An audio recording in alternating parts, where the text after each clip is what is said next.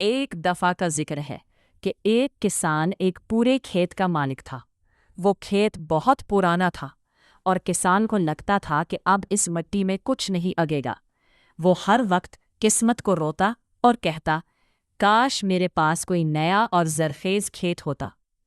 ایک دن وہاں سے ایک دانا آدمی گزرا۔ اس نے کسان کی پریشانی سنی اور کہا، اس کھیت میں ایک پرانا راز چھپا ہے۔ اس کی مٹی کے نیچے ایک ایسی چیز ہے جو تمہاری زندگی بدل سکتی ہے۔ کسان نے سوچا، شاید کوئی خزانہ ہے۔ اس کے بعد وہ اپنے گھر چلا گیا۔ وہ رات بھر اسی بات کو سوچتا رہا۔ جب وہ صبح اٹھا اور اسی کھیت میں گیا تو اس نے جوش میں آ کر پورا کھیت گہرائی تک کھود ڈالا۔ اسے سونا تو نہ ملا، لیکن کھیت کی مٹی اتنی اچھی طرح نرم ہو گئی کہ جب اس نے بیج بوئے تو وہاں ایسی شاندار فصل ہوئی جو پورے گاؤں میں کسی کی نہیں تھی۔ کسان سمجھ گیا کہ راز سونا نہیں بلکہ اس کی اپنی محنت تھی جس نے پرانے کھیت کو نیا بنا دیا۔